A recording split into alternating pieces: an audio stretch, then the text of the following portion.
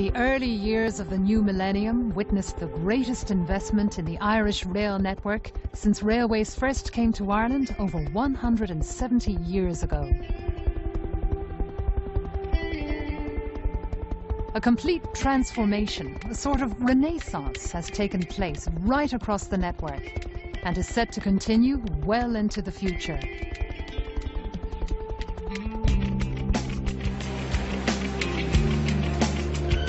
New tracks, trains, stations, signalling, rolling stock, all have undergone a massive overhaul, bringing the railways out of decades of neglect and into line with 21st century expectations.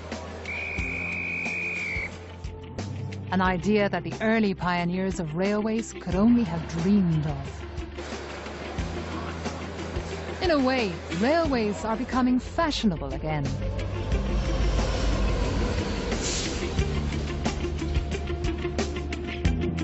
Over the next 3 weeks, this series will look at how, once upon a time, rail mania gripped the nation and enjoyed a golden age, followed by a long period of decline before being revived once again.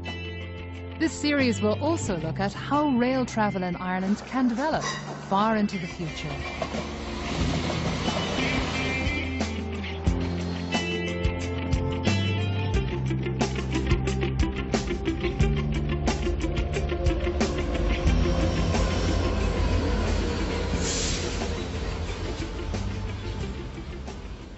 Railways in Ireland have been around for a very long time, almost 180 years.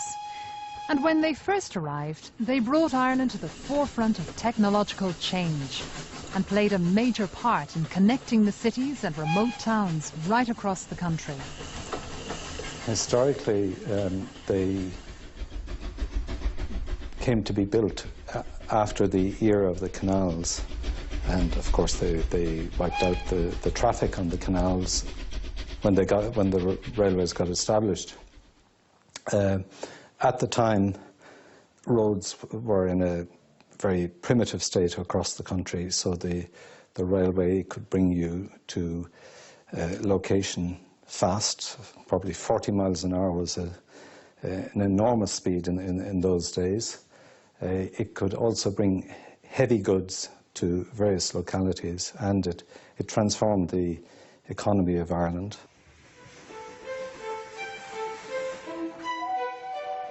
Can you imagine it in rural Ireland with huge organisations of men digging the earth, creating tunnels, creating viaducts? Just the very infrastructure itself was unimaginable across rural Ireland. And then the train puffing smoke and steam, and the noise, and travelling at an unimaginable speed. It must have been like, I don't know what, the Sputnik or the first airplanes. It must have been even more than that. Having once enjoyed a golden age, railways then entered a long period of decline and underinvestment. But today, a revival is being championed once again. I mean, we've had railways in Ireland since 1834, and that's a long, long time. Unfortunately, most of the network is gone. Certainly, the very extensive network that went tentacles stretching all over the country has been whittled down to just the main lines.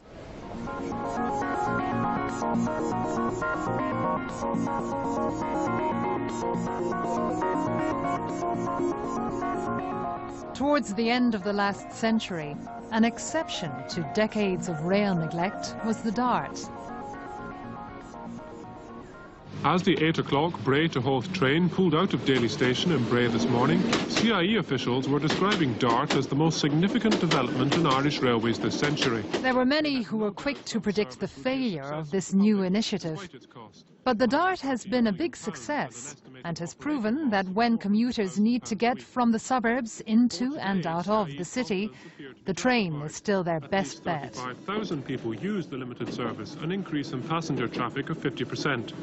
Because of that, 6 extra trains have been arranged for tomorrow morning. A spokesman said people were voting with their seats. Well, the DART was very important, I think, in the Dublin context because it was the first electrified rail service that we've had, and in fact it's still the only one. All of the mainline rail services are diesel. They used to be steam, of course, but that was a long time ago. So we have an electric railway line in the DART, and that carries an awful lot of people into and out of Dublin every day. The arrival of the DART in Dublin in 1984 took place exactly 150 years after the launch of Ireland's first railway, the Dublin to Kingstown, or Dunleary as it is known today, a bustling suburb in South County Dublin. And still, the DART travels along much the same route that Ireland's first rail commuters used. It's coincidental that the DART was launched in 1984, which, as it turned out, was the 150th anniversary of the Dublin and Kingstown in 1834. And this was the first suburban railway in the world when it was built. Ireland's first railway was launched to great excitement in 1834 and, like the DART today, proved very popular. When the Dublin and Kingstown opened, it was an instant success. It carried a huge number of people. There were big dividends to the promoters. So a kind of railway mania began. Small Ireland was at the cutting edge of railways in those days. Much of the Dublin to Kingstown's early success was due to a sizable resident population that lived along the line. And as the coastal route was developed further and the population continued to increase over successive decades, this evolving population provided a healthy number of passengers for the railway. And this has ensured its survival today.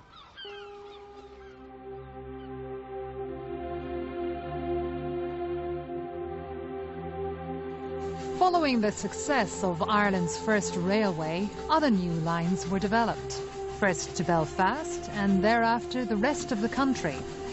Investors decided that rail services should extend to where, at that time, most of the population lived, the far reaches of the country, west of Dublin.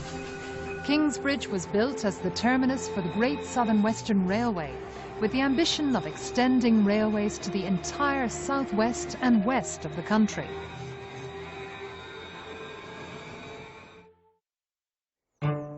At Lucan in 1845, the first sod was ceremoniously cut by the Duke of Leinster, an event that prompted one bystander to say that he could now die happy, having seen a duke work like a common workman.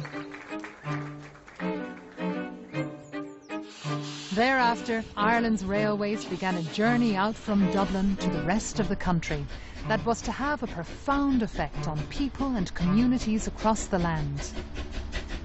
By the mid-1860s, Dublin was effectively connected to most cities and towns across the country.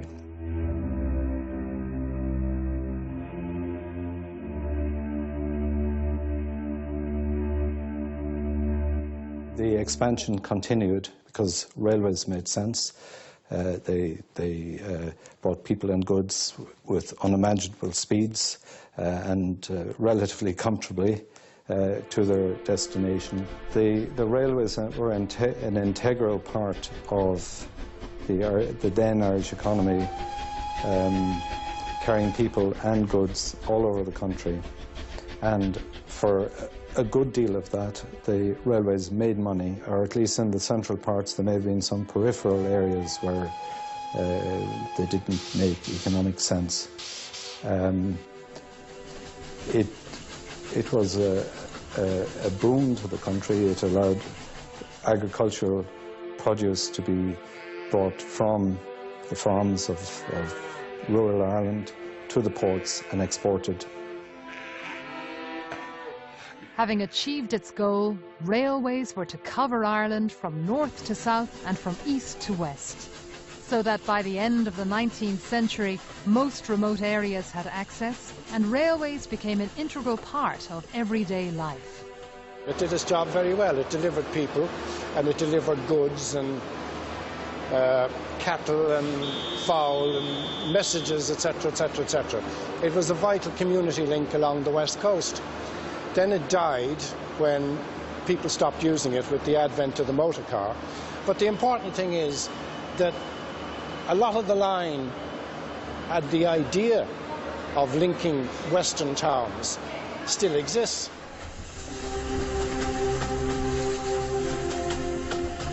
The golden age of the railway continued up to just about the First World War.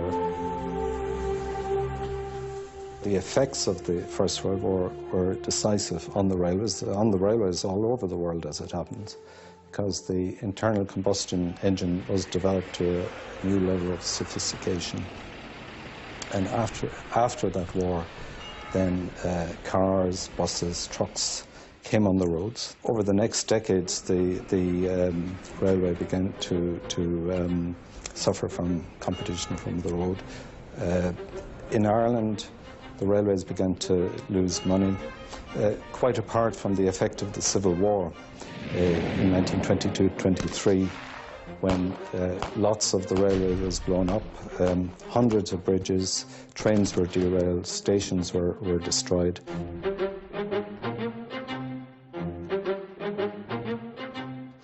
The rail system, ironing the land, was really a wonderful 19th century product of the Industrial Revolution. And to be able to deliver thousands of people in a straight line from A to B, it was quite revolutionary in its day. And the railways right across the developed world had a growth period until after the Second World War. The Second World War saw the mass development of the motor car. The golden age of the railway in Ireland was at its end. The new revolution in transport was to take hold and continued for several decades after the formation of CIE in 1945.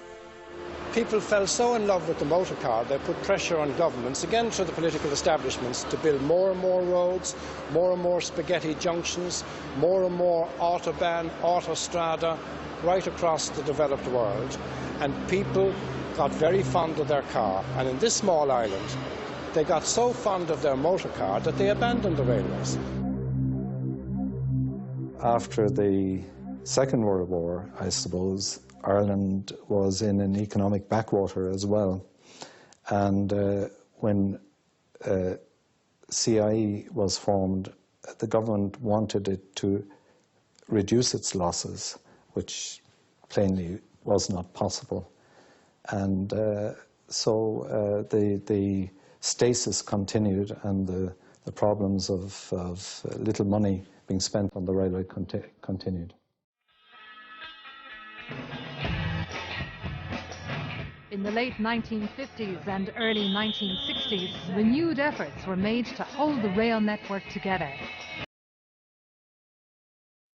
In the 1960s, you had quite some amusing marketing campaigns. You had the musical expresses, the singing hostesses, you had the Killarney specials, you had the shopping specials from the provinces to Dublin. The railways got a little bit of revival because they were in tune with the times, and they began to reach out to their customers with some success. Good morning, everybody, and welcome to the radio train to Killarney. Lord Conor Jassy here to welcome you aboard, to tell you something about our trip and the country through which we'll pass. We pass through verdant countryside. We see a country with 40 ships. By the late 1990s, the love affair with a car had turned sour. Congestion in cities and towns across the country brought transport issues to the forefront of national debate and put public transport concerns back on the map.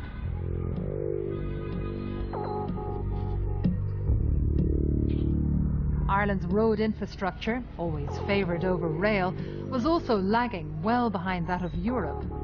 More and more people looked for alternatives, and the car, once the most serious threat to rail travel, looked like it was putting railways back on track.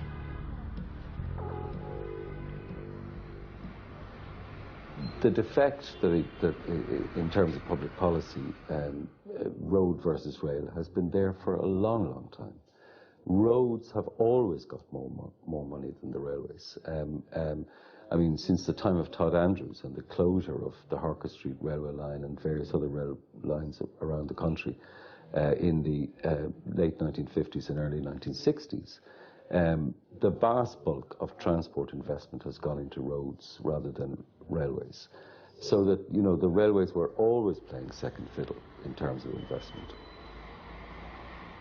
So a very stark choice faced the government in 1997 that they just had to invest in at least improving safety, if not speed, on the rail network.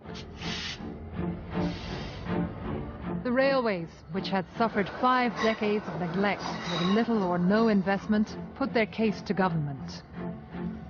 I suppose the commuter services are the most important, particularly in Dublin, because they carry, you know, large numbers of people to and from their places of work. And we are living in a very sprawl city. So that means that, you know, commuting, long-distance commuting has become part of the lives of an awful lot of people, where you have a commuter belt that stretches out, you know, up to 100 kilometres. So rail obviously has a major role in that. Even though the vast majority of people still commute by car, it is really important that a rail service is provided as an alternative. The success of the DART and some newly refurbished intercity services showed that travel-weary commuters would consider alternatives and that the railway could be an attractive option to road transport. Many commuters started to consider rail to avoid hours of gridlock. The creation of the DART gave a fillip to the morale of the railway managerial culture. I mean, they showed that they could create a completely new commuter system and do it well, and in fact is well established by now. There were the naysayers. There were the people who said, this will never work. Nobody will take it up. They won't get out of their motor cars. Well, it proved once again, if you offer people an efficient, comfortable service, they will do it. They will take it up.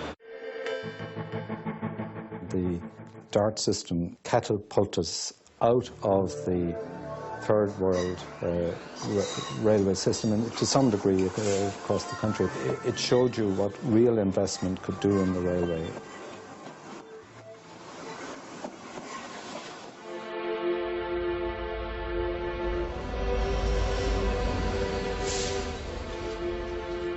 The newly launched Enterprise service, running between Dublin and Belfast, became another success story.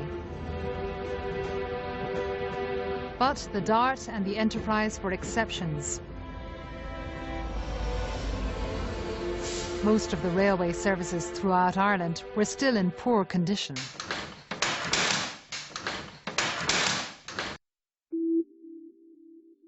Throughout the 80s and 90s, little or no investment went into Ireland's railways, resulting in a serious deterioration of track, signalling, rolling stock and standards of service.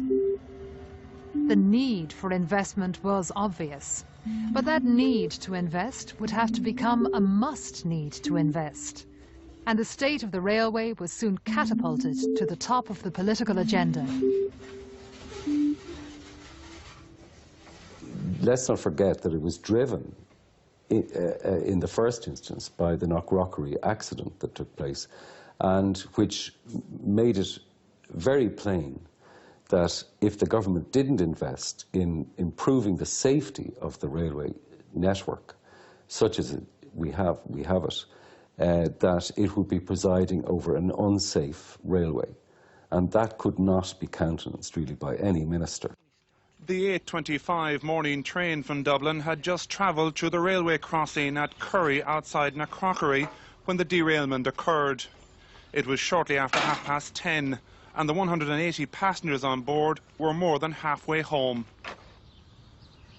It took till 1997 when you had a derailment in Knockrockery, which is north of Athlone, and that brought the poor situation of the railway around the country into harsh light, because a passenger train was derailed due to degraded asset support track, Luckily, nobody was injured, but it so happened that it was close to the political area of Mrs. Mary O'Rourke, who was Minister of Transport at the time, and various studies were commissioned on the safety of the railways, and they found that some of the track, particularly in the west, some of the rails were over 100 years old.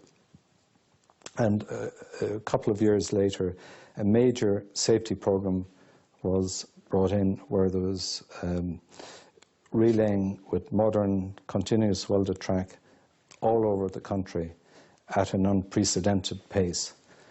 And that really opened up other investment which followed, I suppose, taking advantage of support from the European Union. Then a myriad of other improvements in the railways took place over the late 90s into the 21st century. It included new rolling stock, improvements to stations, improvements to signalling, and many other areas.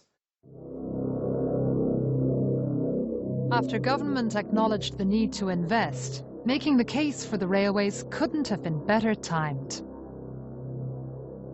Ireland was experiencing huge economic growth, and a benign Europe smiled.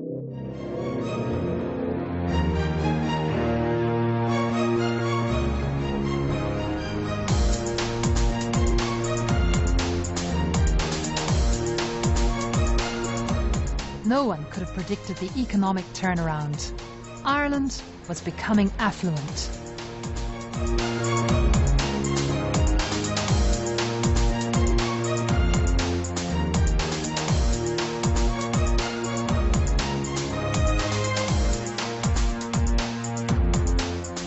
The pressure to deliver a 21st century rail service was huge.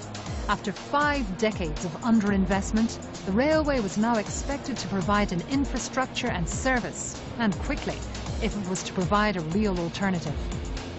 The daily commute in and out of our cities had become, for many, unfeasible, and commuters were being forced, literally, into the refuge of rail cars. It seemed that the railway's time had come, and it would have to catch up fast.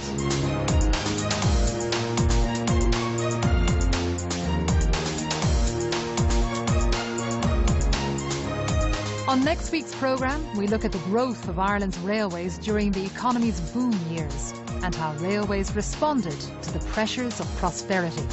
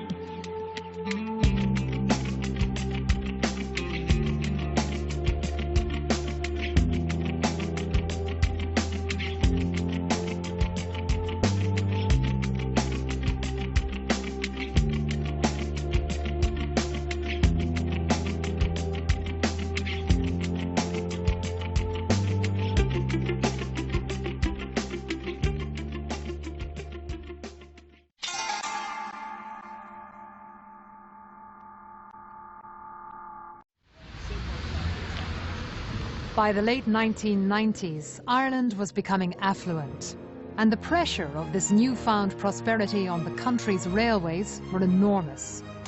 Railways, which had suffered decades of neglect, were expected to deliver quality services to commuters, many of whom were struggling with a daily commute on the roads.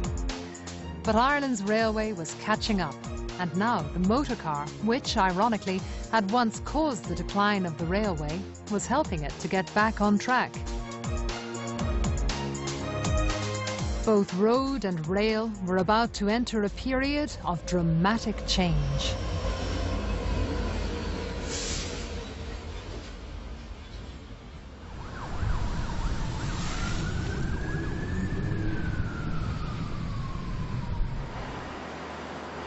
at the heart of national planning, there was a failure to predict prosperity. Once you get prosperity, you get increased pressures on all kinds of services, on roads, on hospitals, on schools, and on the railways. A general malaise of failure was in the Irish psyche for many, many generations. Suddenly prosperity comes, and people find it very difficult to cope and to predict.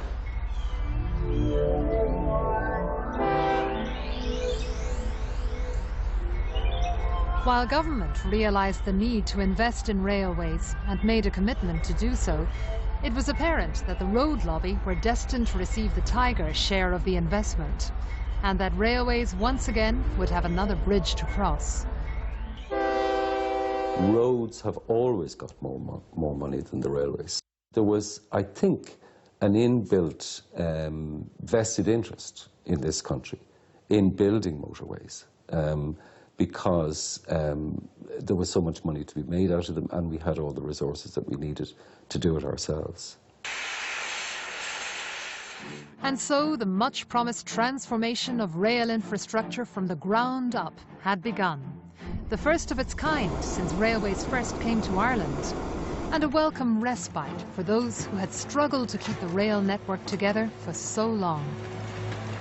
The people who were here in the kind of early to mid-90s were heroic in many ways, because they were keeping the show going on meagre funds, both in terms of day-to-day operation and in terms of capital investment. There really wasn't any major capital investment outside very specific projects. So in the face of increasing demands from customers, and indeed from people around the country, be it communities, be it politicians looking for this improvement, that improvement, there were a lot of good intentions to try to deliver that, but unfortunately there wasn't any funding provided to do it. And they were, I suppose, the generation that really kept the thing going through sheer graft, without the support that they would have looked at their counterparts in Europe and elsewhere and said, if only we had some of that, what we could deliver.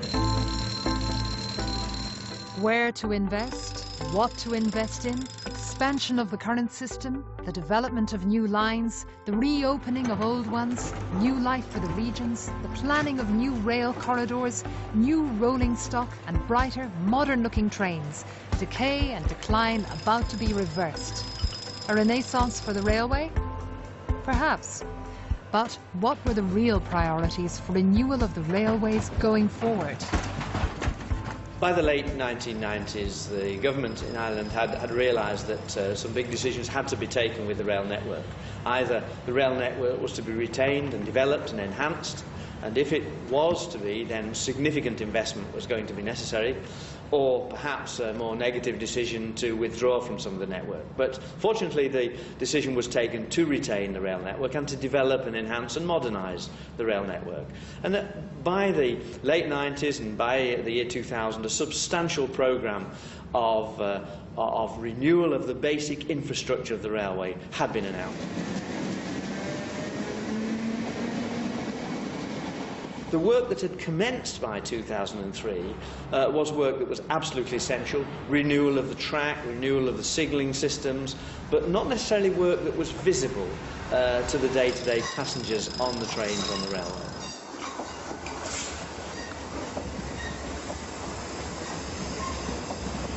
We needed new trains, we needed to enhance our stations, we needed to improve the accessibility of our network.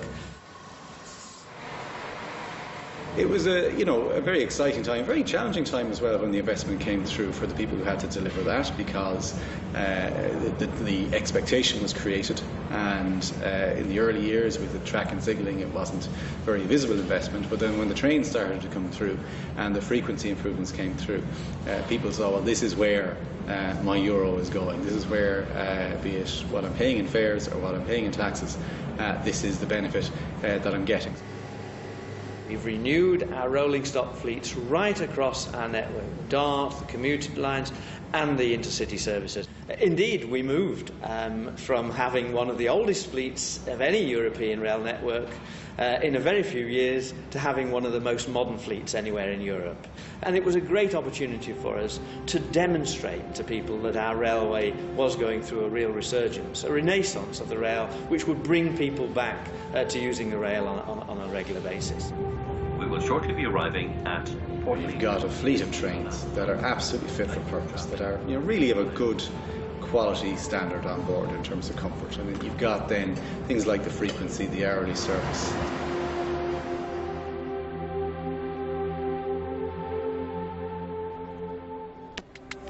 The railways were coming of age. Investment was flowing, and the much-promised transformation had begun.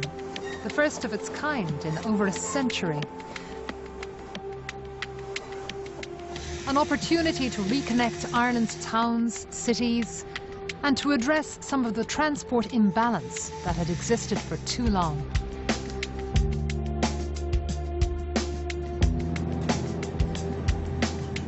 I think a lot of the investment that has taken place in the last 10 to 15 years has been tremendous, really.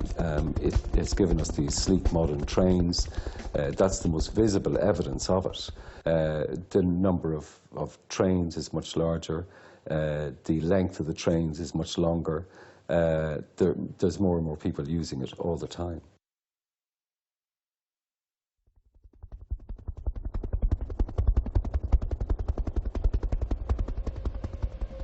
Outside of Dublin, Cork, the capital of the south, remains the most viable route serving both cities.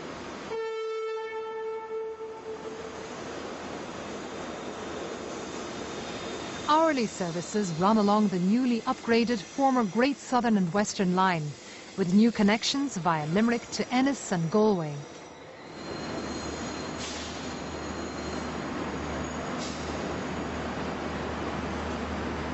Cork also has commuter services to and from Mallow and spur lines feeding out to Cove and a new line to Middleton.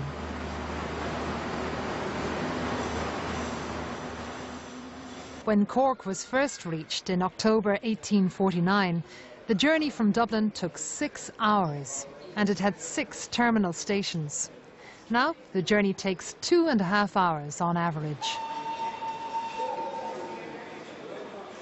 Historically, the railway in Cork had a remarkable impact. It helped to stimulate trade and movement. And with the invention of large steamers, the railways funneled down most of the emigration in the second half of the 19th century to what was then known as Queenstown, now Cove, one of the major departure points from Ireland.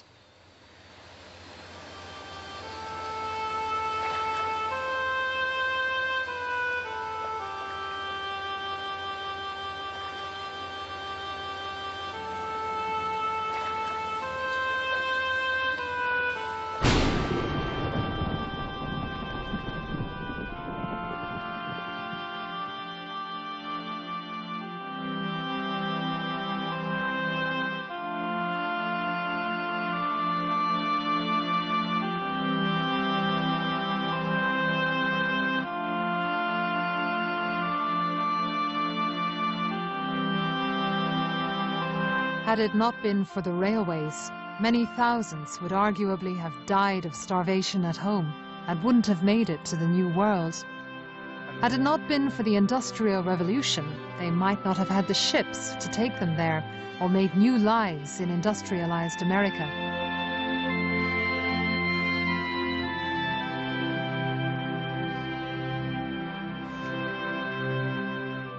The great contradiction was that the new technology of the 19th century did not enable the feeding of those starving back home in Ireland.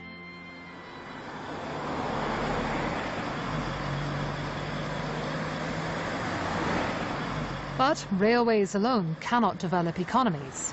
Railways can only facilitate development as long as other inputs for local industry are already in place.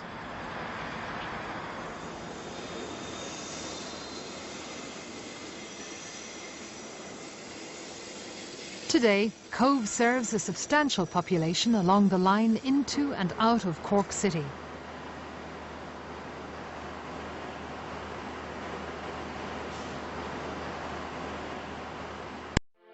After Cork was reached in the latter part of the 19th century, the next big destination was to the capital of Connacht, to forge a railway through the Midlands to Athlone and across the Shannon to Athenry and Galway.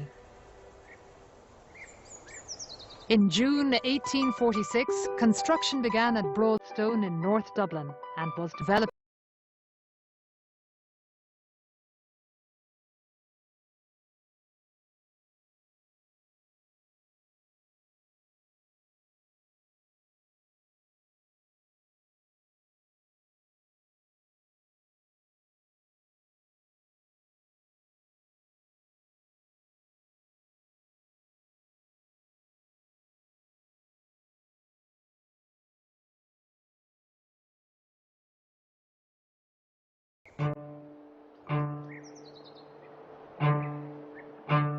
The line to Athlone was completed ahead of schedule in 1847.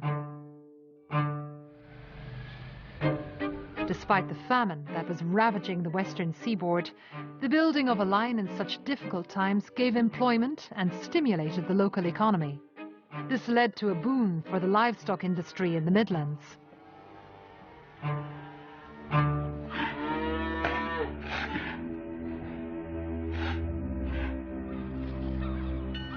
But for the west of Ireland, it was mostly people, not cattle, that were being exported.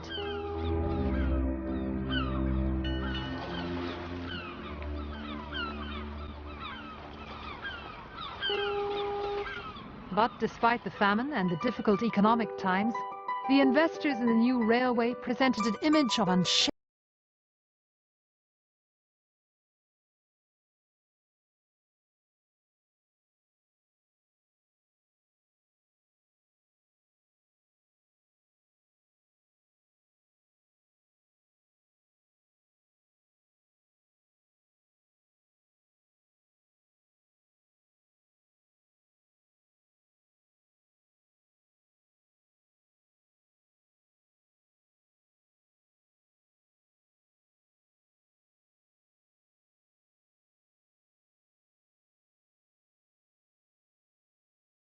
Many routes were abandoned. A century later, during the 1950s, Ireland suffered a fresh wave of emigration, and the population was reduced again.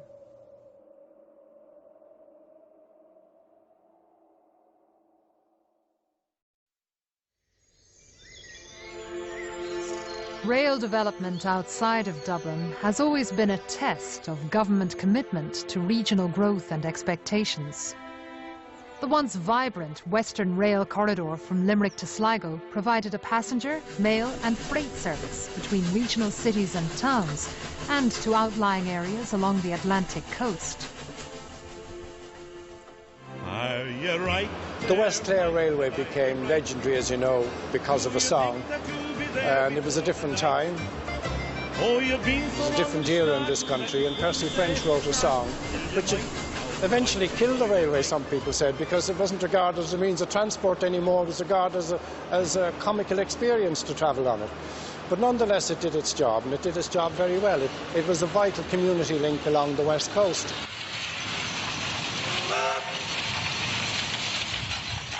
The idea of a Western rail corridor seems self-evident, but there is this extraordinary gap between the East Coast political establishment and the needs of the West. There's nothing new about it. It's been there for many years. John Healy wrote a book about the death of a Western town called Nobody Cried Stop. It seems to be endemic in the East Coast culture that the West is a foreign country. As far back as 1894, it was possible to travel from Sligo to Limerick by train. However, as the railway went into serious decline, so too did the rail corridors that ran up along the west of Ireland. The Western Rail Corridor and its potential for development has, it seems, been finally acknowledged, and a new service links Limerick to Ennis and Galway. But so far, the numbers using the service have been less than predicted. Éireann Road Éireann has not done itself a huge favour in terms of the service that is already being provided between Ennis and Athenry. I mean, train speeds are slow. You could easily beat the train on the bus or in a car, and and passenger numbers as a result have been much lower than expected. The figures for the first year are around 250,000 people used the Limerick to Galway service. That's not enough, but I would argue that what we have at the minute is half of the Western Rail Corridor. Until such time as the next phase, which would bring it to Tuam, is in place, you will not see the real advantages in Galway until such time as on the existing phase you have the station in Oranmore in particular, which is a huge commuting area. You will, I think, see a huge upsurge in people who will avoid all of the roundabouts or want to avoid all of the roundabouts coming into Galway, who can get a train service that brings them right into the middle of Eyre Square. And once that starts early enough in the morning and finishes late enough in the evening, I think you're going to see a huge growth in numbers by that alone.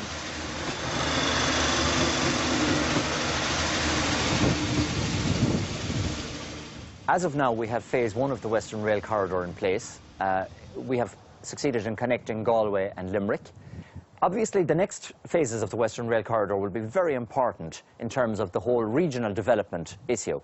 We have had a national spatial strategy in Ireland now for quite some number of years. We have had the notion of balanced regional development, and we've had the notion of front-loading infrastructure. To a certain extent, these have all been widely supported concepts, but they've only been given lip service. And the test now will be for the government to follow through on the work that has been done here and to build the corridor to Tuam and to Claremorris in the next instance. There is a difference between running an economy and a country. And on an economy, you have to justify the figures. This is about running a country. It's about a spatial strategy. It's about connectivity for the West the same as for the East. Not everything comes down to pounds, shillings and pence. I accept there has to be an economic argument. I would argue there is an economic case to be made for a rail corridor up through the west of Ireland. But we will only know that when it's put back in place. For too long, there has been a perception in Ireland that the railway company and the railways are a drag on the economy, or that the subvention, as it's called, that's given to railways is in some way something foolish. Nothing could be further from the truth. In actual fact, it behoves any developing democratic country to support the notion of public transport and to invest taxpayers' money in public transport. And even if public transport requires a subvention, I contend that that's what people pay their taxes for. We pay our taxes so that we can have these services. Politicians react to numbers. If there's a groundswell out there that wants this, and if Western Track and all of the other proponents of this want to make this happen, they need to get more public opinion and more backing behind them. It's part of the education of the public generally to use public transport, but in this particular case, it's to show that the demand is there, that people are willing to use this. And it's very important that we look not at the present, but at the future. We're talking about 10, 20, 30, 50 years' time. And I contend that when this railway is open to Claremorris and ultimately to Sligo, that people will look back and say, is it possible that there were people who could not see that this was a sensible thing to do?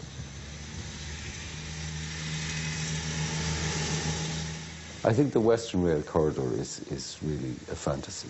I mean, there's no way that it's ever going to happen.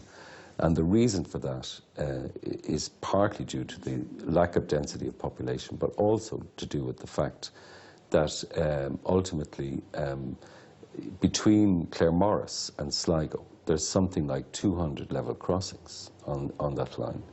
So there's just no way that that can be reinstated. And I think people in the west of Ireland have just got to face up to that reality, that it isn't going to happen. In my opinion, it may not even happen beyond Athenry. So if the first phase of it, you know, of the reinstatement of the Western Rail Corridor between Ennis and Athenry hasn't worked out very well, then how can anyone expect that the rest of it is going to work out? Future development of the Western Rail Corridor beyond Galway is for now an aspiration on hold.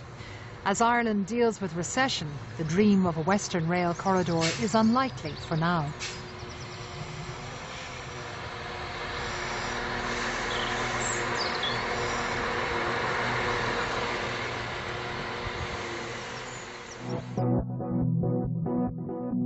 Next week, we look at some of the big spend rail projects under consideration, currently on hold due to recession. Projects such as line speed improvements, DART Underground, Metro North, and a DART link to Dublin Airport. All of which could further transform the future of rail travel in Ireland.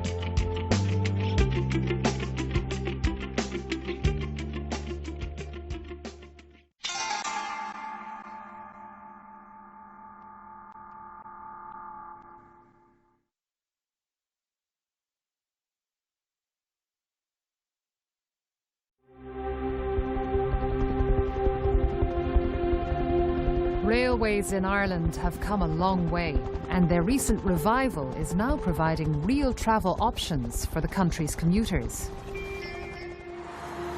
Of course, the quality of road transport has improved dramatically too. The train and the private car have been rivals since the combustion engine first appeared.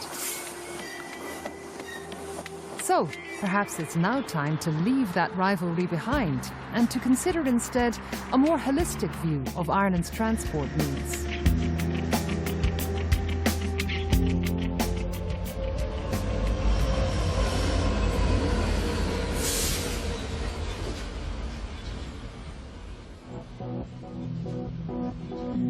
A number of proposed big spend projects, such as Metro North and DART Underground, which are currently on hold, and further planned extensions to the Luas, leave the future development of Ireland's transport systems open to question.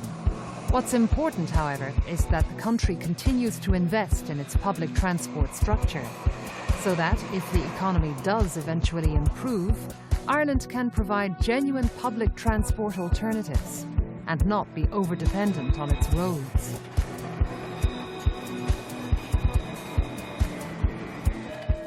With 40% of Ireland's population living in Dublin, it's not surprising that priority for new rail projects is given to the capital, which requires efficient mobility into and out of its centre. One such project, the recently completed Kildare Route project, is already impacting on intercity journey times and commuter efficiencies into and out of Dublin. The Kildare Route project is essentially an increase in track capacity between Hazelhack Station and Cherry Orchard, a distance of some 12 to 13 kilometres. Prior to the project, there was a double line, one the up line into Dublin and the down line out of Dublin. And the Kildare Route project delivered a doubling of that track capacity. So we now have 2 lines into Dublin and 2 lines out of Dublin.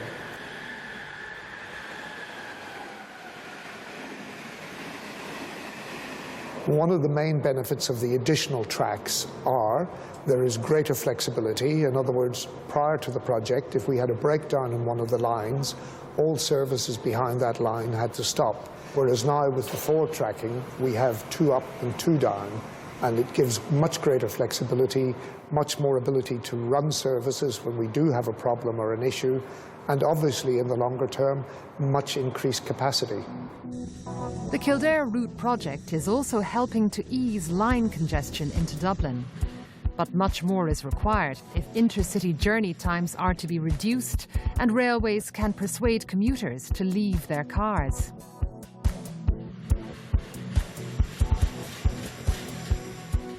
I would use the rail service at least once a month to travel to different parts of Ireland.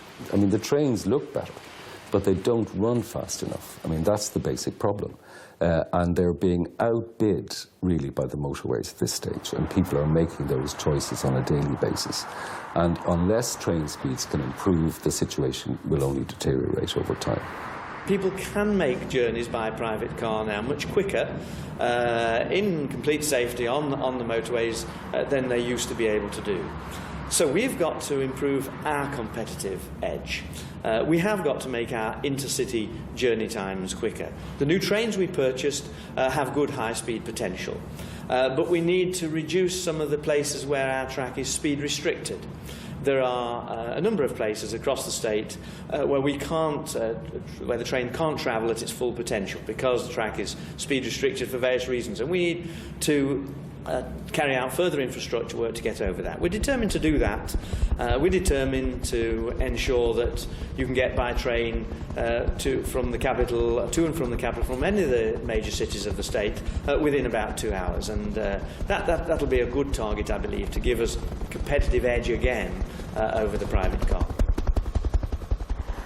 Perhaps the greatest symbol, if not the only symbol we have of the Celtic Tiger era, is the new Galway to Dublin motorway, which means that you get from one end to the other in 2 hours. That obviously has repercussions for public transport, because if you can get there quicker by road, it disincentivises the need for public transport, or the desire to take public transport. But it's to emphasise, I guess, the facilities that are there, the fact that you get work done, the fact that you can have something to eat, the fact the comfort and the lack of stress from being on public transport, that is the key to all of this. It's one of the difficulties I would have with taking a train. I have 2 children, I'm married with 2 children. The price for 4 people, 2 adults and 2 children, to go on a train makes it cheaper for me to go by car. If I'm going on my own, I would use the train on a very regular basis, because that makes economic sense. So you must make it as price competitive as you possibly can. If we can get that message across, the combination of having a service on your doorstep, having a competitive price service on your doorstep, and having the possibility of getting tax back as a result of using a competitive service on your doorstep, all of those things together make this work. However, speed remains a key issue. Well, I think that Iarnród Éireann have put forward a very valid case to spend, I think, 275 million, a relatively modest sum, which is less than a third of the cost of the M3 motorway between Blanchardstown and the outskirts of Kells, to improve train speeds. And that would be I think, the single most important investment that could be made at this stage. When buses first appeared in Ireland, they were seen as another threat to the railways. Private bus operators had to apply for licences, have their fares approved, and publish their schedules so that bus services would not conflict with train schedules. When this proved unworkable, most bus services were amalgamated into the newly formed CIE, who bought them up and ran them themselves. Timetables were coordinated for both road and rail. Today, the improvement in the quality of Ireland's motorways means that intercity bus services are freely competing with intercity train services on much the same routes.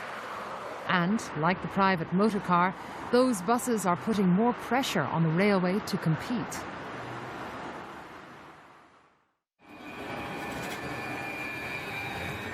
Luas, Dublin's modern urban tram system, provides a link from the city's outer suburbs into its centre.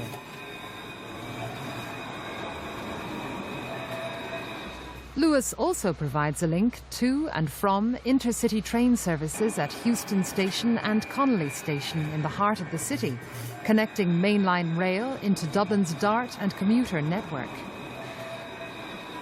Luas is set to expand its service to Broombridge in North Dublin and may yet provide an interchange with suburban rail, bus and future projects such as Metro North and Dart Underground. And with a further extension in the future, Luas may even provide a rail-based link to and from Dublin Airport.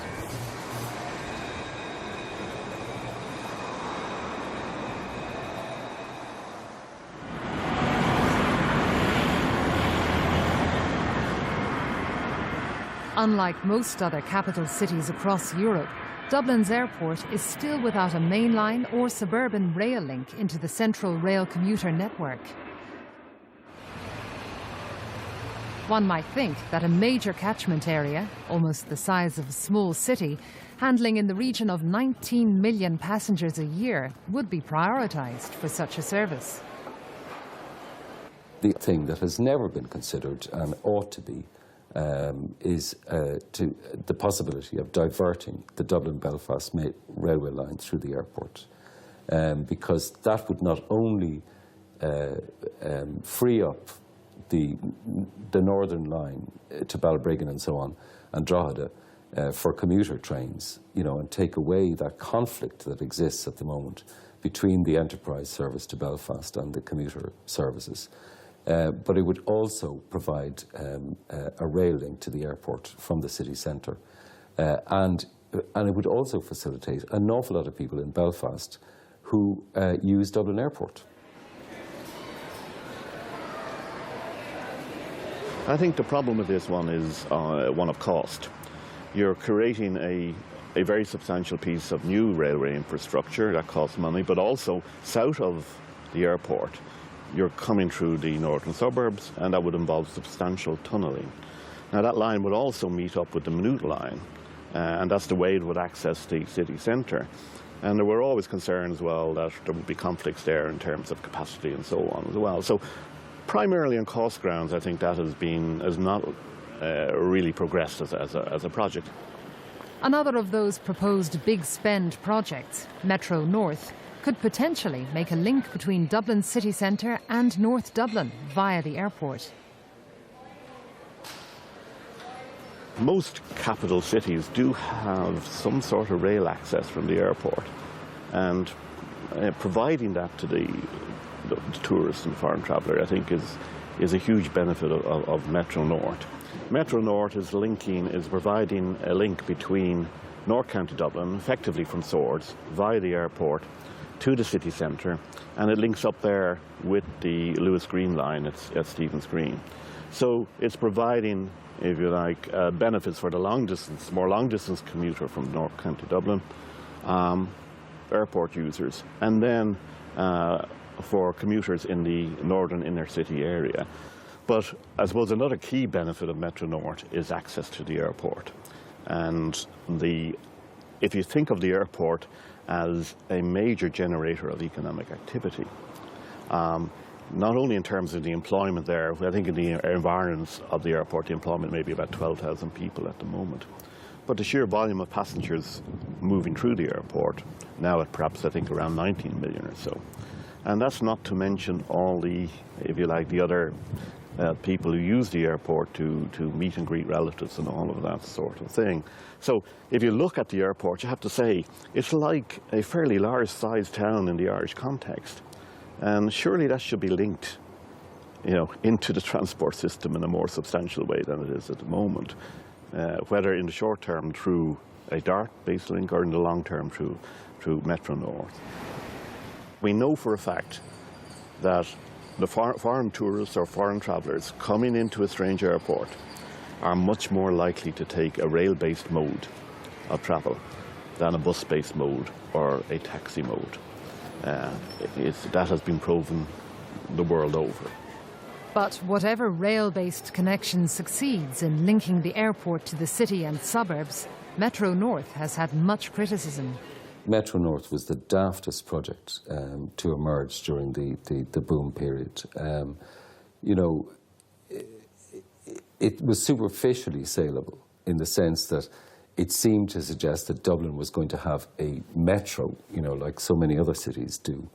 You know, and yes, of course, you know, it's wonderful to be able to travel around on the Paris Metro or the London Underground or the New York City subway or whatever. But, you know, Dublin is a sprawl city. Metro North would not have done anything to serve the sprawl city that we have.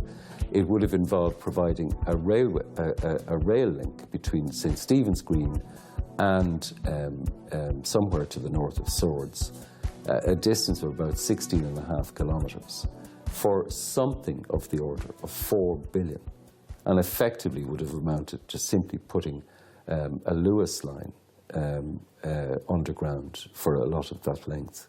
I think 10 kilometres of the 16 or 17 kilometres of the line was underground.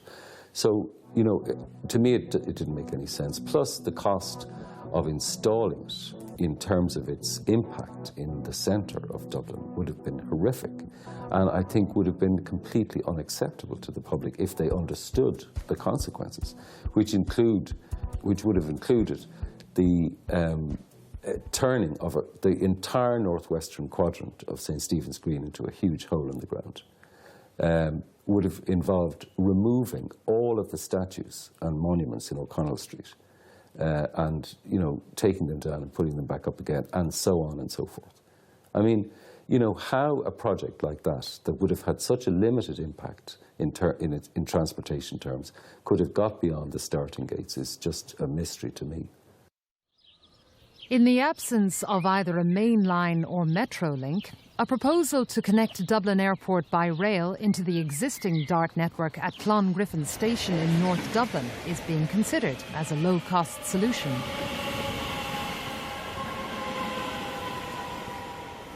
And so I think this proposal for a DART link to the airport has come up in the context of Metro North being postponed for a considerable period of time.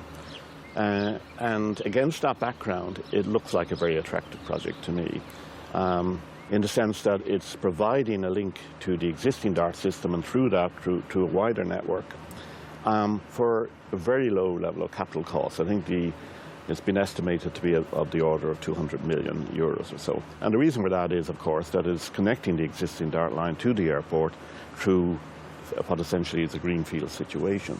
So the cost of construction and so on are likely to be low. I think the other, obviously, the other benefit in relation to it is simple access from the domestic population to the airport via a public transport link, a fixed public transport link. Ongoing improvements to rail transport provides the country with genuine travel alternatives. But there remains a missing link in the jigsaw for commuting services, which, when realised, will transform rail transport in the Dublin area.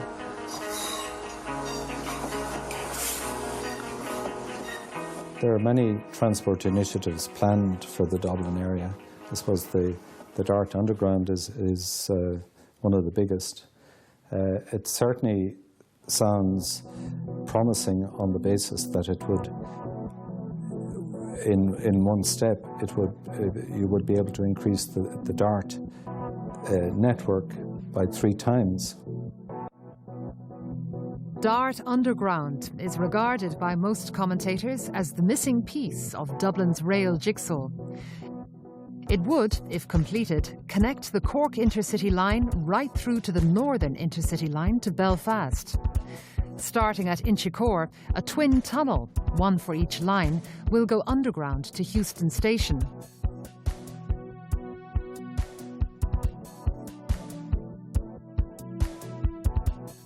There, it will travel south of the River Liffey to a new station at Christchurch.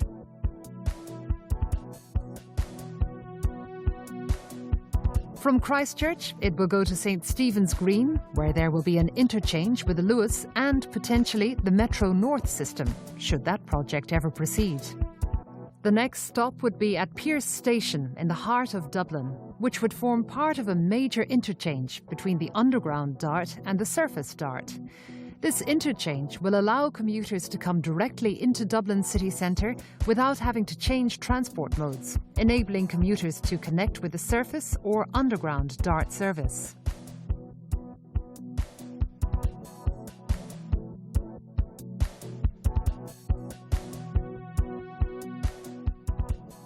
The Dart underground tunnels would continue from Pearse Station into the Dockland Station, rising to surface and connecting into the Northern Line to Belfast and with the Luas.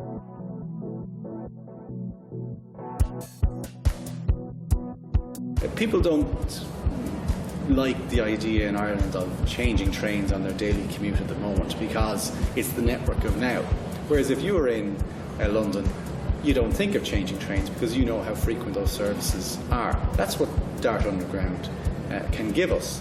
It can make it a situation whereas if you are living within the catchment of all of the various lines, that you are brought into this network of high frequency services, and that is really a no-brainer. It's just what you do. It's about giving the city and the region and the country a network the type which that they expect in other cities. We can have that here, and that's what Dart Underground is really about. The Dart Underground project is the most vital piece of infrastructure that's needed in Dublin, because it is the missing link between the existing suburban services, because that would not only alleviate the congestion at Connolly Station, but also knit the train services that we have in Dublin, both the Dart and the ordinary commuter rail services, into a network. And that's something that really should be a priority. The problem is, of course, that we don't have the money to do it now. We may have the money to do it sometime later after we've stopped bailing out the banks.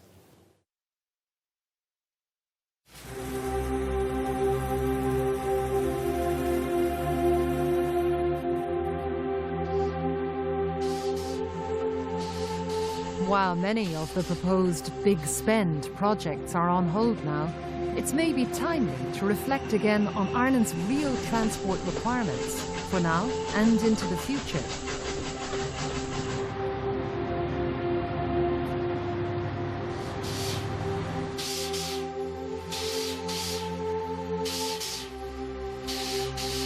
Even the pure economists will tell you that this is the time that you should make investment for two reasons.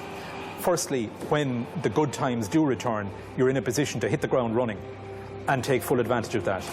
The second reason is in the bad times, it means that you have employment for people in projects of serious magnitude, and that has to be good for the economy. For Ireland Inc., we need good connections all over the country, and if Dublin is to become a true capital which will attract in multinationals, we need good mobility around the city. When we look at other European countries, such as Finland or Switzerland or any of these countries, we see that it's a priority in all of these countries to have a good quality rail system. Thinking people in every country in the world can see the value of rail, and there are plenty of thinking people in Ireland as well. But there has been a tradition of apologising for railways, which we need to get away from. We need governments to become imaginative.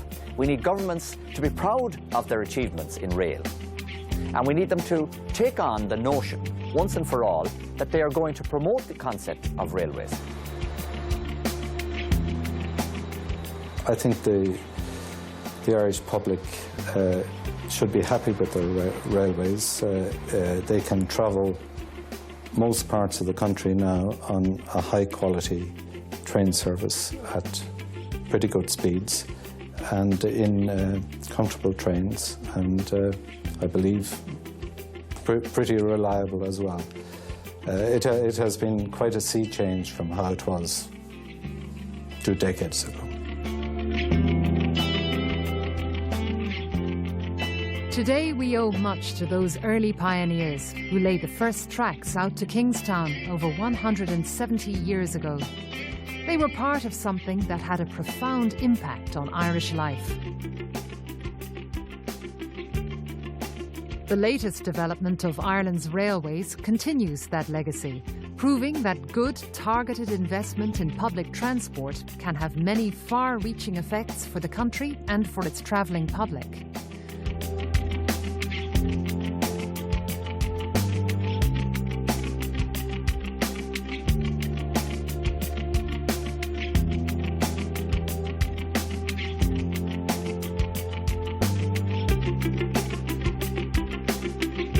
Ultimately, the future impact of railways depend on the decisions we make now. informed by the kind of society we want for generations to come.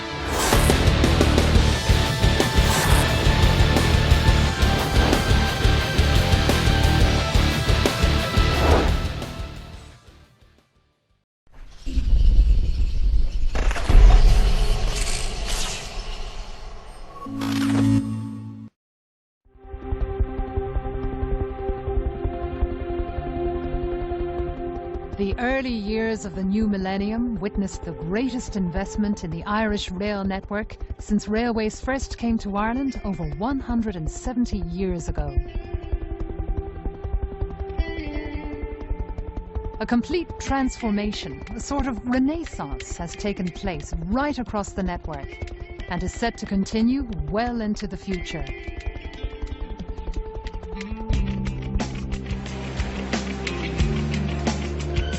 New tracks, trains, stations, signalling, rolling stock, all have undergone a massive overhaul, bringing the railways out of decades of neglect and into line with 21st century expectations. An idea that the early pioneers of railways could only have dreamed of. In a way, railways are becoming fashionable again.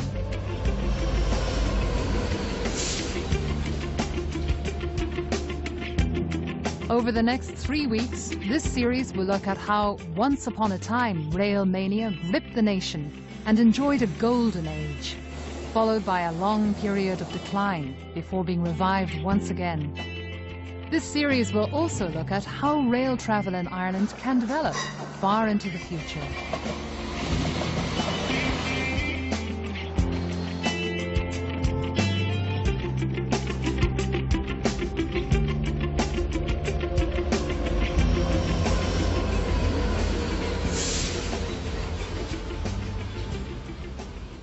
Railways in Ireland have been around for a very long time, almost 180 years. And when they first arrived, they brought Ireland to the forefront of technological change and played a major part in connecting the cities and remote towns right across the country. Historically, they came to be built after the era of the canals. And of course, they wiped out the traffic on the canals when the railways got established. At the time, roads were in a very primitive state across the country, so the railway could bring you to a location fast. Probably 40 miles an hour was an enormous speed in those days. It could also bring heavy goods to various localities, and it transformed the economy of Ireland.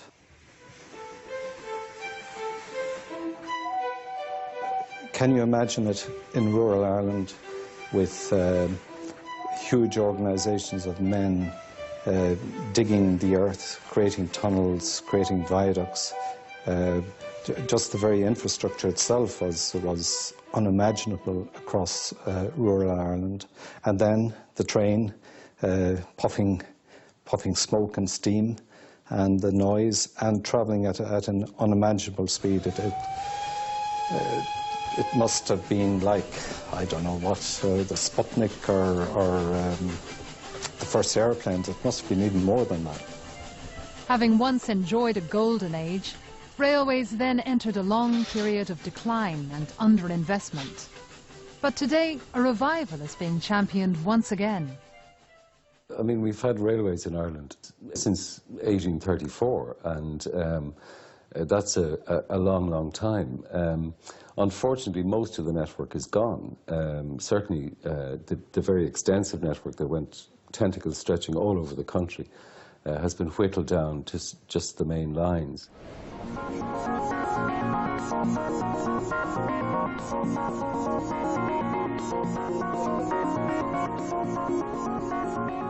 Towards the end of the last century, an exception to decades of rail neglect was the Dart.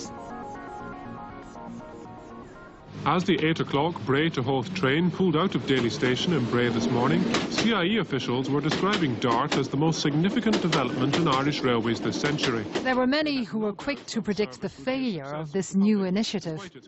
But the Dart has been a big success and has proven that when commuters need to get from the suburbs into and out of the city, the train is still their best bet. 5,000 people used the limited service, an increase in passenger traffic of 50%. Because of that, 6 extra trains have been arranged for tomorrow morning. A spokesman said people were voting with their seats. Well, the Dart was very important, I think, in the Dublin context because it was the first electrified rail service that we've had, and in fact it's still the only one. All of the mainline rail services are diesel. They used to be steam, of course, but that was a long time ago. So we have an electric railway line in the Dart, and that carries an awful lot of people into and out of Dublin every day. The arrival of the Dart in Dublin in 1984 took place exactly 150 years after the launch of Ireland's first railway, the Dublin to Kingstown, or Dunleary as it is known today, a bustling suburb in South County Dublin. And still, the Dart travels along much the same route that Ireland's first rail commuters used.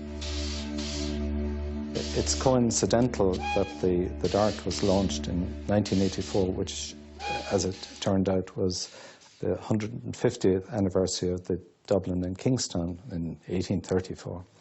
And this was the first suburban railway in the world and when it was built.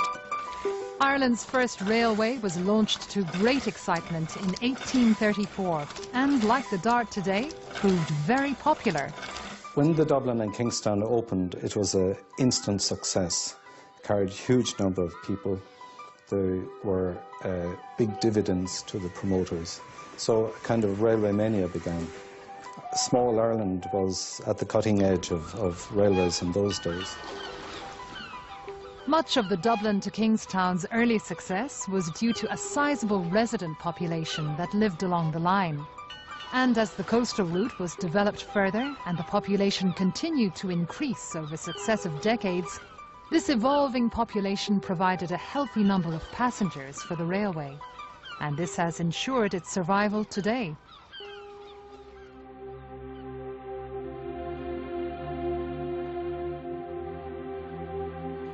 Following the success of Ireland's first railway, other new lines were developed. First to Belfast and thereafter the rest of the country. Investors decided that rail services should extend to where, at that time, most of the population lived, the far reaches of the country, west of Dublin. Kingsbridge was built as the terminus for the Great Southern Western Railway, with the ambition of extending railways to the entire southwest and west of the country.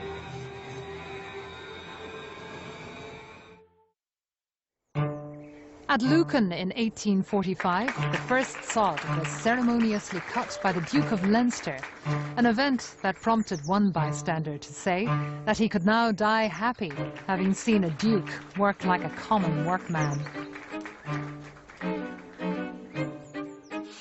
Thereafter, Ireland's railways began a journey out from Dublin to the rest of the country that was to have a profound effect on people and communities across the land.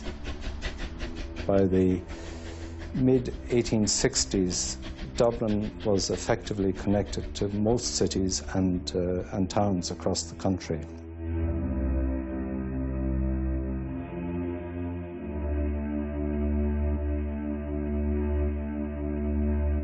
The expansion continued because railways made sense. They brought people and goods with unimaginable speeds and relatively comfortably to their destination. The railways were an integral part of the then Irish economy, carrying people and goods all over the country. And for a good deal of that, the railways made money, or at least in the central parts. There may have been some peripheral areas where they didn't make economic sense. It was a boon to the country.